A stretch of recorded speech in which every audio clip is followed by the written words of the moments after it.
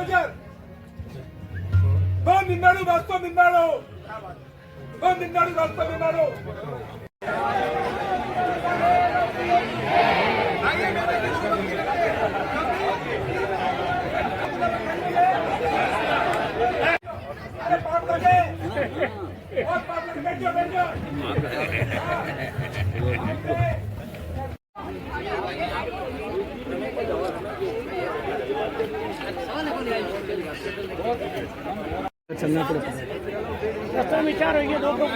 बढ़िया बढ़िया। ऐतिहासिक देख रहा हूँ, इतना लंबा जोधपुर में भी इतना लंबा जुलूस नहीं होता है जो यहाँ हुआ है। और जो यहाँ की व्यवस्था है मंदिर की बहुत ही बढ़िया है। मेन शब्द भगवान की आराधना, और भगवान की आराधना यहाँ जिस ढंग से हुई है वैसी मैंने कभी नहीं देखी। जिस तरह पुराने ज़माने में ये इसमें झोंपड़े में रहते थे, गोबर से लीप के आंगन रखते थे, तो सारी इस तरह की व्यवस्था है। गट्टी का आटा, ताज़ा आटा, पानी बेरो, सब तरह की। ये हाईवे पे है, शहर से बाहर है, प्रदूषण से मुक्त है। लक्ष्मी जी संभालते हैं और लक्ष्मी चंद जी जैसे यहाँ के अध्यक्ष हैं और ये उनकी व्यवस्था है, उसी के कारण आज पूरा शहर उमड़ पड़ा है। तो उद्देश्य यही रहेगा लक्ष्मी चंद जी निरंतर यहाँ अध्यक्ष रहें और इसकी व्यवस्था करावें। अपने संगठन में काम करने वाले लोगों को चुनें, निकम्मे लोगों को दूर करें। ये प्रथम बार ऐसा देखने को मिल रहा है और दवा का ये ऐतिहासिक दृश्य देखने को मिल रहा है। गाँव के अंदर इस प्रकार का होना और पूरे देश में से लोगों का आना, इस तरह के आयोजन करना, ये मैं समझता हूँ हमारी प्राचीन परंपरा को एक बहुत ही अच्छा संदेश दे रही है। नए लोगों को भी संदेश मिलता है कि बिना बिजली के, बिना किसी तरह का इस तरह का आयोजन जो हो रहा है और इतनी तपस्याएं, ये सब हमारे लिए एक बहुत ही शोभनीय बात है। दवा में उद्यान कार्यक्रम चल रहा है, इसका समापन समारोह आज 13 तारीख को वरगोड़ा और कल मोक्षमाला का कार्यक्रम रखा गया। आज पूरा जोधपुर जैन समाज इस धर्म नगरी में आए हैं। सभी ने है तहे दिल से इस कार्यक्रम को 4 चांद लगाए आने से। आज भव्य वरगोड़ा रहा था और बहुत ही सौंदर्य से इस नगरी को सजाया गया है। आज से 50 साल बैक जाते उसी तरह बिना पंखा लाइट, बिना मशीनरी और खाना है बिना गैस, सिर्फ चूल्हे से अपने लकड़ी और कोयले द्वारा खाना बनाया जाना, बैठ के खाना खिलाया जाना, अपना आप में एक बहुत ही शानदार व्यवस्था रखी कि निष्ठा में और गुरुदेव के आदेश से है। और ये अगर इसको अपना लिया जाए तो मेरे हिसाब से शरीर में किसी प्रकार की कोई बीमारी रोग ना होगा।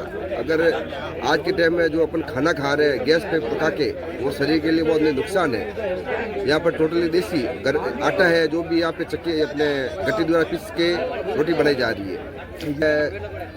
मैं भी चाहता हूँ हम कहीं शांति से रहें। जैसे ये आते हैं रात को दवा, तो वापस जोधपुर जाने की इच्छा नहीं रहती है। आपका परिचय मिलता है चंदन बागरेचा। आज उद्यान का भव्य से भव्य वरगोड़ा निकला, जिसमें हर तपस्वी को बग्गी पर बिठाया गया था और उसके साथ आगे हाथी चल रहा था। कई तरह के ढोल थे, कई तरह की नौबत थी। इसके अलावा राजस्थानी की परंपरागत होली की गेर और धूम धड़ाके के साथ दवा गांव से लेकर यहाँ दवा तीर्थ तक भव्य वरगोड़ा निकला। और आज मोक्ष माला की बोलियां भी बोली गई और अनेकों लोगों ने बहुत बढ़ चढ़ कर भाग लिया। आज का कार्यक्रम ऐसा लग रहा था कि धवा जैसे कोई गांव नहीं होकर शहर में परिणित हो गया हो। और जोधपुर से हजारों श्रद्धालु इस कार्यक्रम में शरीक होने के लिए आए और यहाँ का वातावरण देखकर ऐसा लगा कि अपने प्राचीन जो गांवों की परंपरा है वो जीवित हो गई हो।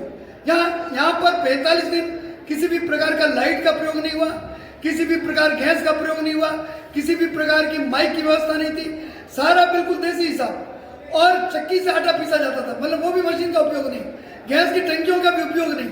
और पानी भी जो था वो तालाब के, वो कुएं के अंदर से खींच करके पानी लाया जाता था। यानी प्राचीन जो अपनी परंपरा थी उसको साकार करने का एक मत रूप देखने का सौभाग्य मिला। और आज का कार्यक्रम में हमारे नागपुरा तीर्थ के अध्यक्ष रमेश जी मुता भी पधारे, हमारे रमेश जी पारक नागपुरा तीर्थ के ट्रस्टी पधारे हुए हैं। इसके अलावा हमारे बौरा जी पधारे हुए हैं और हमारे हरिचंद जी और नगेंद्र जी, संजय जी, इस प्रकार अनेक महानुभावों ने इसमें पार्टिसिपेट किया। और यह एक धवा के इतिहास में एक स्वर्णिम अक्षरों में लिखने वाला एक अध्याय लिखा गया। और आज का कार्यक्रम में भोजन की व्यवस्था भी बहुत सुंदर थी और इतने तपस्वियों ने जिस प्रकार की घोर घनघोर तपस्या की, 45 दिन की तपस्या, यानी एक तरह से साधु जीवन, और साधु जीवन भी कठोर साधु जीवन, जिसमें बिल्कुल पानी का कम से कम प्रयोग, नहाना नहीं और कुटिया के अंदर रहना, उसमें लाइट नहीं, बिल्कुल जो गोबर के बने हुए हमारे जो पहले परंपरागत जो होते थे अपने जो कहते थे कमरे, उस ढंग के कमरे और गोबर से पूरे निपा हुआ। और इसके अलावा जो पंडाल बना हुआ था वह भी बिल्कुल गोबर से निपा हुआ और बिल्कुल शुद्ध देसी तरीके से इसका खूब भाविकों ने आनंद भी लिया और अपनी धर्म आराधना भी की। बहुत बहुत धन्यवाद गौतम। अब ये हमारे लिए तो एक अलौकिक अनुभूति थी, यानी ऐसा वातावरण तो हमने हमारी लाइफ में कभी नहीं देखा। हम तो जिस जब में पैदा हुए तो उसमें लाइट ही देखी हमने, बिना लाइट के भी वो दीपक कौन से जो दीपक लगाकर रात की रोशनी होती थी, और रात की रोशनी का जो दीपक का वातावरण ऐसा लग रहा था जैसे प्राचीन समय में कोई राजा महाराजा का डेरा कैसे हो, उस ढंग का वातावरण एक महसूस होता था। और यहाँ पर जो अपने यहाँ के मूल नायक और उनका आशीर्वाद और कोई पुण्य होनी चाहिए इस गांव की, तभी इतना भव्य आयोजन हो सकता है, इतना भव्य कार्यक्रम हो सकता है। आज जो आपका ये वातावरण कुंडलपुर नगरी जैसा दिख रहा है और यहाँ के जो लोगों और भक्तों का तांता लगा है, जैसे ऐसा लग रहा है कि महावीर जयंती तो अभी दूर है, अभी तो यहाँ की झलक ऐसी दिख रही है कि राम राज्य यहाँ ही स्थापन है। इसका ऐसा क्या दृश्य समय? 50 बगी हैं और उस बगियों के हर बगी के अंदर एक जिन्होंने 45 दिन तक साधु जीवन व्यतीत किया, उनके वो लोग उसमें बैठे हुए थे। इतना जो तपस्या से जिस भूमि जो चार्ज हुई है उसका एक माहौल ही अलग था। और ये पूरी आयोजन समिति जिसने ये आयोजन किया, दवा का ट्रस्ट मंडल और इसकी आयोजन समिति वास्तव में बहुत ही प्रशंसनीय, अभिनंदनीय है। इन्होंने इतने भव्य आयोजन को मृत रूप दिया, 45 दिन तक पूरी सेवा की और पूरा अपना घर बार अपना धंधा छोड़कर 45 दिन तक सेवा में लगे रहे। उन सबको मैं बहुत बहुत अनुमोदना करता हूँ। आपका परिचय? मेरा नाम गौतम सालेचा, नागपुरा ट्रस्टी, गुलाबनगर।